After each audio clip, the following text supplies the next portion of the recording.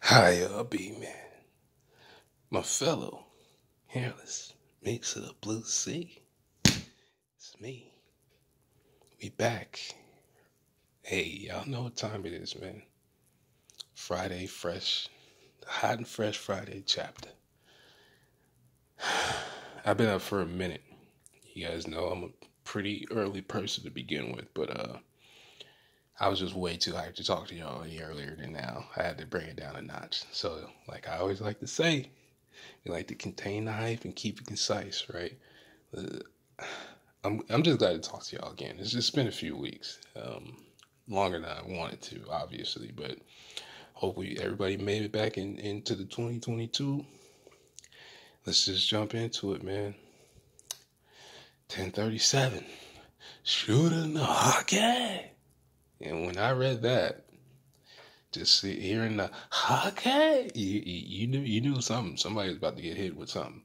So we got another Germa double six cover. And I don't appreciate these little teases.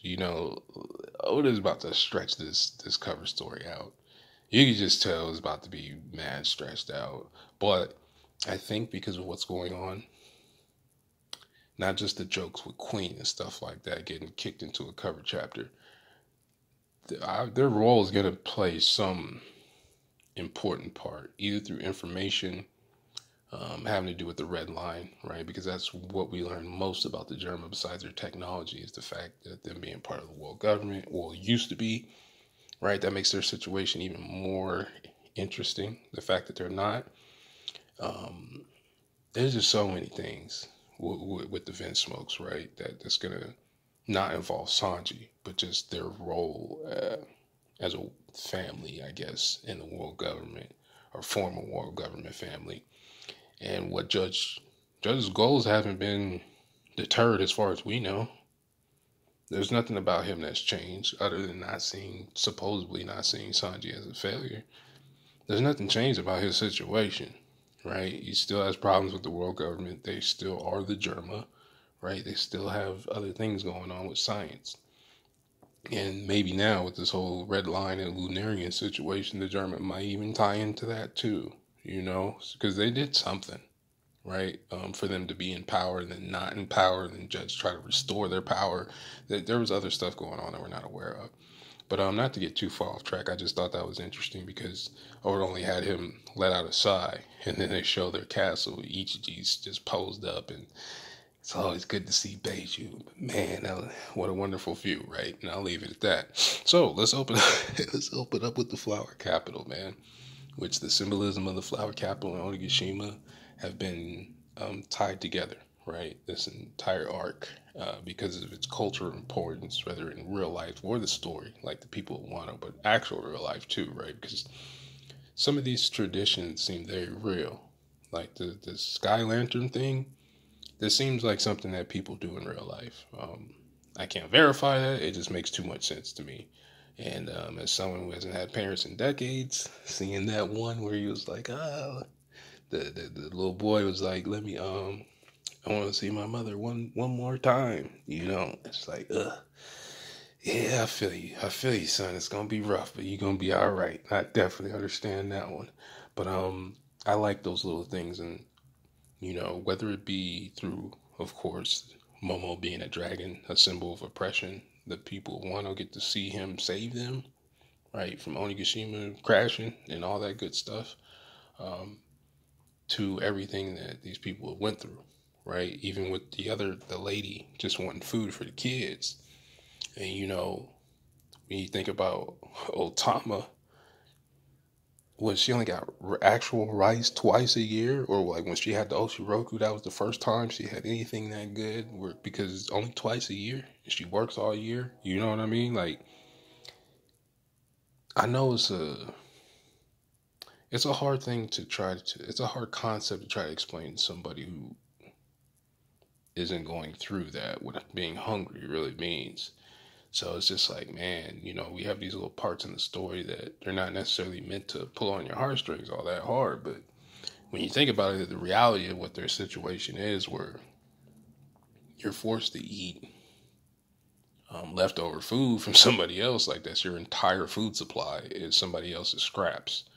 You know what I mean? That's a different type of that's just trash. But man, when leadership fails, it fails hard.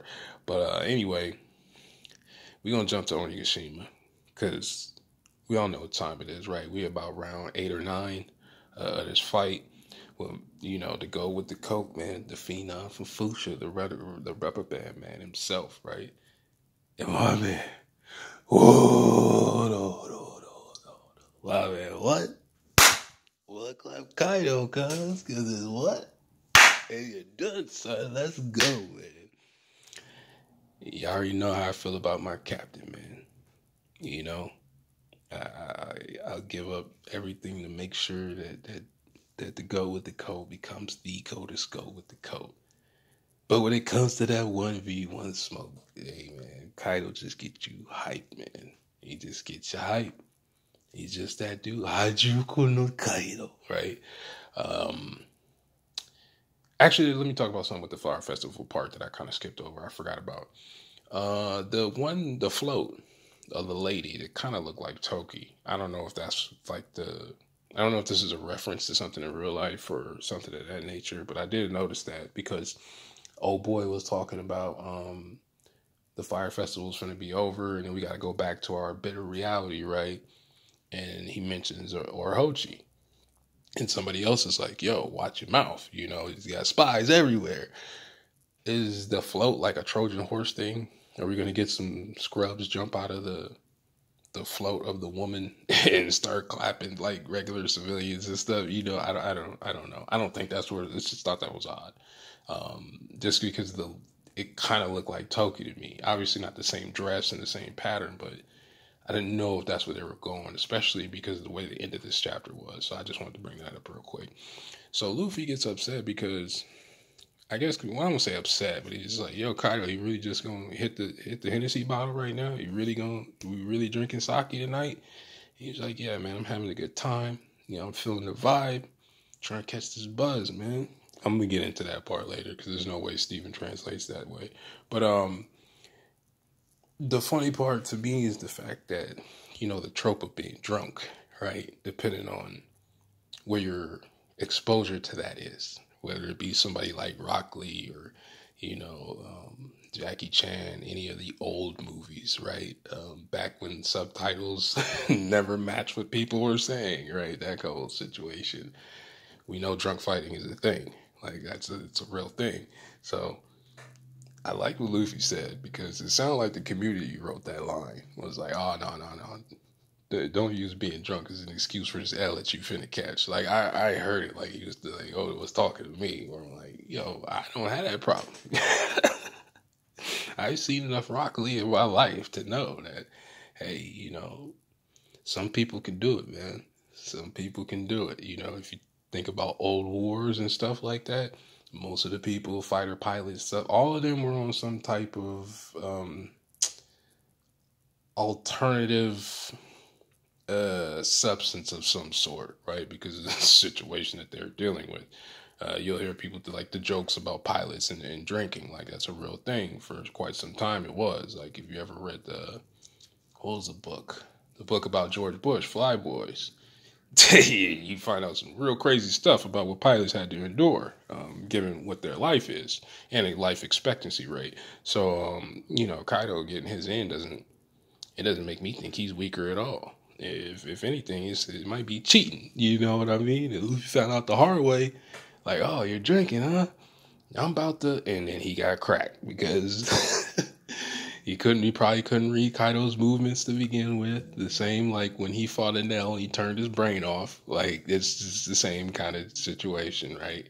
Kaido's not focused on anything but having a good time, which I don't think he was being disrespectful to Odin, because it does kind of sound that way, where he's like, yo, this 1v1 with you, this is the most challenging 1v1 I've had, and I can't even remember.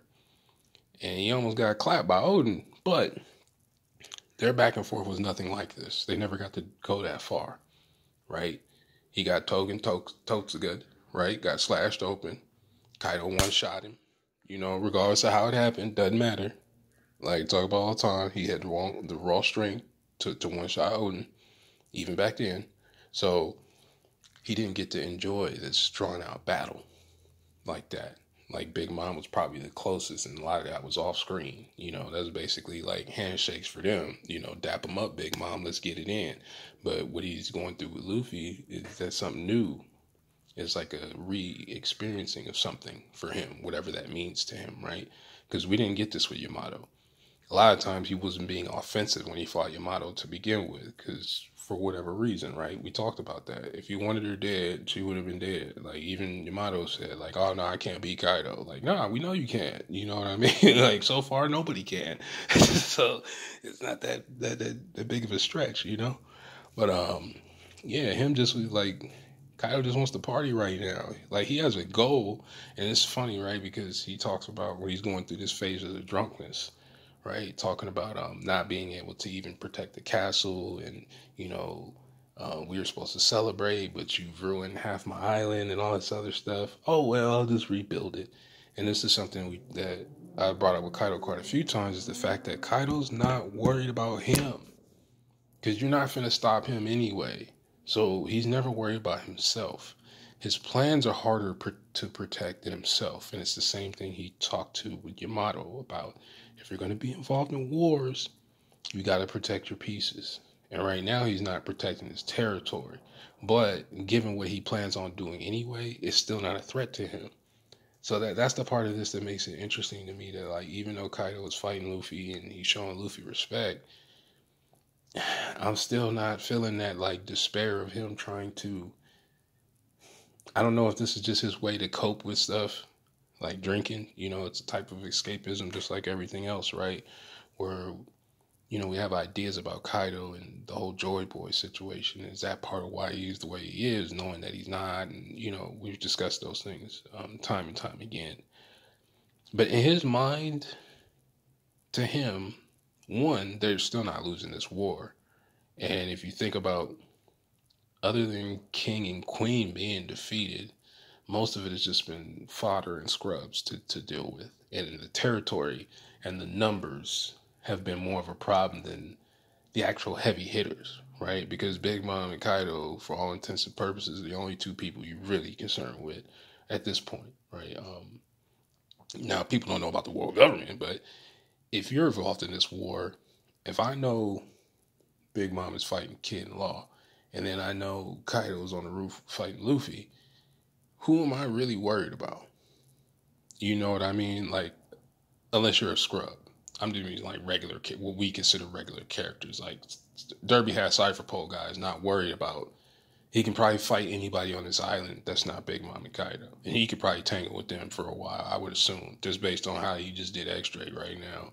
I'm pretty sure that they're up there. I don't know, man. It's just really crazy to me to see all this. So like when he is drunk and he starts singing, what do you say? Hey there, Shuron Hakke, and he cracked Luffy. He probably would have put him through Onigashima if this happened 20 chapters ago. That would have killed Luffy. It would have killed him. That just because he was hurt. And you could tell he was hurt. It was almost like that yell he gave when Katakuri smacked him when they was in the mirror world, and he realized like, oh no, Katakuri is just straight up stronger than me. I'm gonna have to figure something out. Like, and we even see in this chapter where they've had their clashes, and Luffy he's getting his in, because Rock Gatlin was clean. I don't know if there's anybody I don't know if there's anybody that's eating Rock Gatlin. I think Rock Gatlin, that could have been Katakuri. Like, we joke about the whole Katakuri and Luffy fight, but if he had this, oh yeah, he would have. Katakuri wouldn't have been. I don't think any character but Kaido and Big Mom right now is eating Rock Gatlin. That just looks way too. It's too much. If he was able to knock, even though Kaido was drunk, right? He knocked him out of full dragon form without having the advanced conquerors or advanced armament or conquerors at that point in the story. Rock Gatlin is sick, man. Like Kaido's what was it, Gundari Meteor or whatever, Meteor Smash or whatever he called it. Shout out to Dragon Ball GT PS2. No, PS1. I think that's probably one of the dopest counters to Luffy's multi-hit things. Because like Katakuri just straight up, I'm gonna 1v1 counter you, and then Kaido did something kind of similar. And then sometimes I forget, like Kaido is faster than Luffy. In a lot of the ways that we see in the fight where he's just faster than Luffy. Like Luffy's reaction time is better than what it was in the beginning of this fight. But Kaido just seems like he can still speed blitz Luffy, where Future Sight hasn't been able to help him to necessarily dodge attacks every time. I do appreciate that part though, because that would get kind of old if he's just gonna Katakuri his way through the rest of the series. Like, oh, that's whack. But the thing that there's interest, like Kaido went from, not only was he going through the phases of drunkenness, he kept changing forms too. Cause like he was in regular form, or what we call his regular form, and then he went to hybrid, then he went to full dragon, then he went back to hybrid again. Cause like when he did the laughing drunk move, he was in hybrid form, and then after that, when he went to the sky to do the little serpentine dragon twister thing, shout out to somebody that's not other you, right? When he went to do that, he was in full dragon form, and then when he came back down. When he went to hit Luffy before they did the little Conqueror's headbutt, no touch headbutt, the little hockey move. I don't know, man. That was dope to me. The choreography for this fight, the way that I know that it's gonna look in the anime, is this might be the best fight in the series. I know we say that every time Luffy is the main fight, but this one really might be like the choreo. I'm just speaking from a choreography standpoint. This and Zoro versus King might be the two best fights in the series after we leave Wano for quite some time. That's just my opinion, though. We'll see what's up with that. Because Sanji and Queen fight was cool, but it was really just more like Sanji flexing on it than it was. But yeah, because like there was parts of this fight that reminded me of Rob Lucci with Kaido's design, and I don't know if that's just something Oda is gonna do with like. Well, I guess because they're similar in build, like these muscular Zoan types, right? Because when he went to do Laughing Drunk, his scales, I don't know, it just made him look like Rob Lucci to me. And then he grabbed Luffy with his tail, which sounds pretty cool. I'm glad to see him do more stuff like that, because when he grabbed Luffy. I like because he got cracked. Luffy did crack him. Like he cracked it. He gave him some hits. Yo, Luffy is putting over the hood, man. Like the more I think about it, the more hype it's making me. So I'm trying to calm down because he was using basically Sanji attacks this chapter, and he's been doing this all from base form. But I don't think that matters as much as I was thinking before, just because Gear 4 uses so much Hakke. You can tell, right? Not just because of his size. And it's even something Dofi had brought up. How much different it is. There's a difference between coating your fruit, right? Coating your body affected by your fruit. That's different than mixing it with your fruit. Totally, like we've seen that with Katakuri too. Mixing armament with his mochi is totally different than him just putting mochi on the outside of his body or even all the way through. Right? It's just a different effect. The fact that Luffy's avoided that is because the Hakke efficiency thing, right? That's his worst, that's his biggest weakness. That's not technically really a weakness. It's his Hakke efficiency. So when he does use King Kong rock gun or whatever, Roku Ogun, like you guys know the joke, the Rio King Kong joke, whatever he's going to use it. Just because he hasn't doesn't mean he won't. He's going to. It's just not necessary for right now because of how much, like I said, even initially activating Gear 4 seems like it eats quite a bit of Hakke, right? And Snake Man hasn't really been necessary for this fight as much. So there's really no point. You might as well stay in base because when he learned how to use outward Hakke force, right? Or however you want to put that, he was doing it in base form. So it's probably just more comfortable for him to begin with, and it's probably easier to focus. Because if you've noticed, sure, he's using the rubber ability, but it's really more so on striking, right? Kind of like what I talked about almost 2 years ago, what he would be able to do as far as how efficient, and even to the point where he'll probably only use Rio right before contact, right? So it's flowing on the way with the punch a little bit, but just so he's not wasting it. Because I just don't think it just wouldn't make any sense for him not to be doing that if this whole time since he's been back on the roof, he's went out his way to not transform. And it's not because he can't. It just seems like that's what he's on, right? He learns from his mistakes, at least when it comes to fighting. Maybe not everything else, but when it comes to fighting, he usually learns from his mistakes. So I'm guessing that's what he's on right now. But the headbutt was dope. Like that's the way. If he would have did that to Oti, like that's probably what it like. Because even they showed it a little bit different in the anime, but it's almost like what he was getting ready to do to Ota, he just skipped that because he saw Yamato do something. That's kind of how I viewed that panel when it got animated. I'm like, oh, that makes much more sense now thinking about it. But yeah, him going through the phases of drunkenness and then even the angry Boro breath drunk, right? It's kind of like with drunk people, they breath be horrible, right? Like it smell like beer cans and everything else and outside. And I bet that Boro breath had some real stank on it, boy. I know if he was not trying to get hit with that. But yeah, man, that this fight is gonna be so clean in the anime when they get to these parts. Like the anime is about to be hidden for the next 3 years easily. Just with Wano alone, I assume that's about. It'd probably take what 2.5 to 3 years to get through Wano in the anime. That's kind of where I'm thinking anyway. But I can't wait. Now, let's get to the elephant in the room, right? All puns intended. Because as much as hype I am for the Kaido versus Luffy fight, right? The Phenom from Fusha versus Mr. Land, Sea, and Air, we get the Gorosei brought up in a chapter. I didn't see this coming. I mean, I can't say I didn't see it coming this chapter in this way. I did see the Goro. I mean, you kind of have to, like with the way Cypher Pole has been building, it was going to be almost impossible that we didn't at least see the Gorosei at some point before we leave Wano. It just kind of wouldn't make any sense, especially when you're talking about annexing Wano and like that's the only place those orders would come from. So, and plus we know Cypher Pole answers to them directly, not necessarily the Navy / Marines, right? So it was just, I didn't think it was going to be today, and I didn't think in a Luffy versus Kaido fight that there was going to be something in the chapter that was more interesting. Not that the fight isn't interesting, it's just we knew that was going to happen, right? Like we just don't know how it's going to play out, but we know it's going to happen. No one knew this was coming.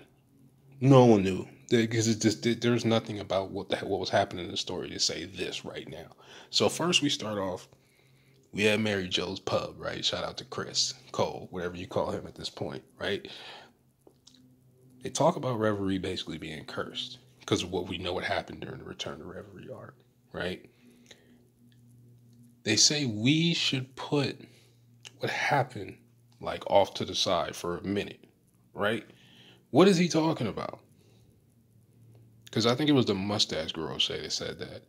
What exactly is he talking about? I'm going to explain what I mean by this. We know the Shichibukai system has been abolished. They sent Kobe and Fujitora to Amazon Lily, right? To subjugate the people of the Amazon, right? We know that. We don't know what Green Bull is supposed to be doing, right? We know Drake is in Sword because of Kobe, right? Chapter 956. Okay. How do all these things tie together with this, if they do at all? Because for Wano right now to be more important than all those other things, something of importance of a threat to the world government must be here in Wano. Now, for us, we know because Wano is special, but we actually don't know why they think now is the time to be trying to annex Wano, especially because it's something you already know. I've been bringing this up over and over again.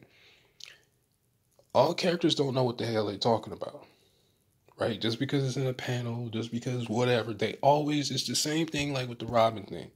They don't know what they're talking about. There'd be stuff that to us, it makes no sense to leave Wano without Robin. It makes no sense, right? But we'll get into more of that. These are the ideas that we've talked about over and over again, where conceptually they make zero sense based on how the world government has functioned up to this point to just ignore these things, right? But for them to put all that to the side for Wano, what do they think in Wano is more important than the rest of the world? Because Kaido and Big Mom teaming up is a problem, but for the most part, really, it's only isolated to Wano. So if they not leaving Wano to go do things, right? And if you're the world government, you're like, well, if Big Mom's in Wano, that means we just got to worry about Katakuri Oven and like Mondor or something. You know what I mean? I don't think people are just running to Thoughtland. I mean, they probably are, just not for the reasons that you're thinking. But it's not going to be that easy, right? That's a huge territory.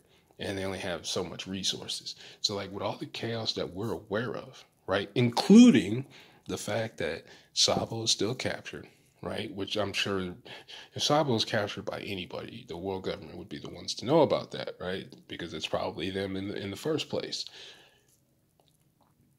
Dragon declared war against y'all. And somehow Wano's still more important. You see what I mean? Like all this other outside world building stuff that we know is important, the Goros there are just like, that's not even a big deal. We got to worry about Wano right now.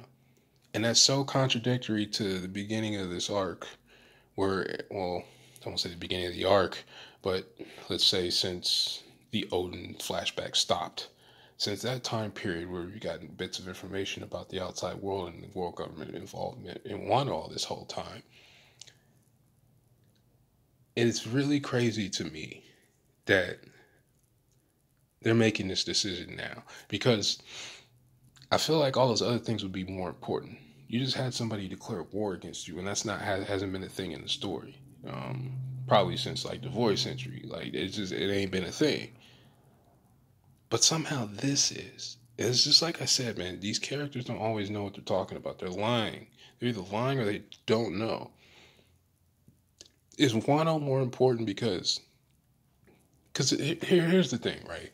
I know I'm jumping around because this is very crazy to me. This last few pages just blow everything out the water for me. It fried my brain this morning. They mentioned that Robin must be captured by now. We don't know that. Why would they make that assumption? We haven't heard anything from Rob Lucci. We just saw a Derby hat Cypher Bowl guy wash X Drake, but we didn't. There's nothing that would give us any information that Rob has been captured already. They're just making that assumption. So since she's out the way, we have her secured. Now we can execute the rest of this plan that supposedly never existed and nobody knew about until like 15 chapters ago.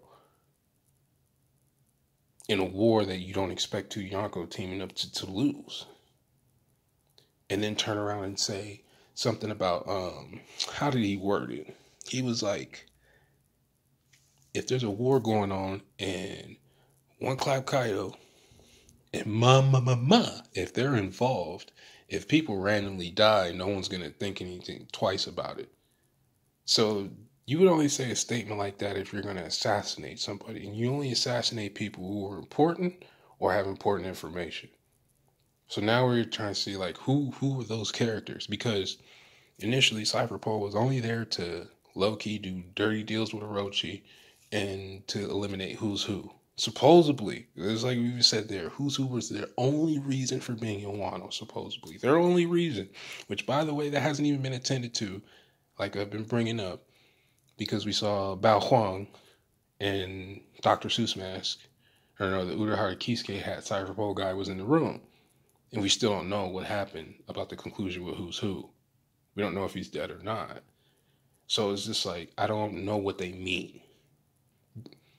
I know that's not more important than the devil fruit thing, but it's just really strange for them to talk like this because it feels like we caught mid-conversation or something.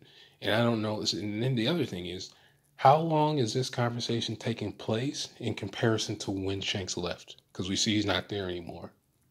And with Phil Red coming out this year, it'd be hard for me to believe that Shanks doesn't have something to do with this conversation in particular. Right? Because he wanted to talk to them about a certain pirate who we might be assuming is Blackbeard in the first place in that whole situation. Right? So it just makes it really crazy because they say something about, again, no one would think it's weird for people to just disappear or die during a war, right? But now it's like, are you going to use this to erase, how do they word it? Like a nuisance or something like that. Well, who's a nuisance? Besides the people we already mentioned. That's what makes me think like, well, there's something else going on in this conversation that we just don't know about that's going to make things even crazier. Because they say that this is their chance, and then they already have ships on the way, right? So those ships are already outside of Wano. They're around the seas of Wano to begin with. And then on top of that, we hear a crazy statement about like a shadow. And then next thing you know, Zunisha's popping up. And then they're talking about a devil fruit. Like the mustache Gorose dude said, that fruit is nothing but a legend even for us. Something to that effect, which to me, that almost says Toki's fruit. Because technically, before we saw it in the story, it didn't exist. Other fruits have been referenced, at least by name or by mythos or something. Either we know a character, something of that nature. The only fruit that's like that, that just popped up in the story out of nowhere, really was Toki's fruit. Which, if you think about it, it's a variation of either Joribani's fruit, because that's a similar, it has to do with time, right? Um, who else? Foxy, right? Foxy's slow beam fruit is like, all that has to do with time manipulation, and even to a certain extent Aokiji technically. So it's just kind of weird that I would assume that's who they're talking. There has to be that kind of person, but this has ties to Zanisha. And then when you think about Zanisha, you like, well, Momo, the legend of Momotaro, the Weltree situation, right? Odin and Roger, and then you have Momo and Zanisha. But then who also ties into that lore too is Otama. She's a part of the legend of Momotaro. And it would make sense for her ability to also be able to be effective on Zunisha, right? But Zunisha still seems to have its own will. So I don't know, it's just like, is Zunisha itself the Zozo, actual Zo? Is that really a fruit? And is it following a Tama command? I don't know, or some weird, crazy way out there like that. I have no idea. Because the way that they say awakening, you don't know if they mean the awakening of a fruit, or is this fruit finally a fruit that's in circulation again, like Toki. Technically, her fruit was out of circulation because she did not exist in the future, only the past. So, it's very, we gonna see, man. I hope y'all got some ideas, because I'm stuck, because this devil fruit name thing is odd, right? Fruits, everybody who's ate a fruit, they know the name of their fruit. So for them to hide the name of a fruit, that means a character has it and doesn't even know it, that their fruit is something different than what it's perceived. And to me, one, that just says Toki, because it probably happened before the Gorosei, this current version, which that's a whole nother discussion that we're going to get into. Be safe. I missed y'all.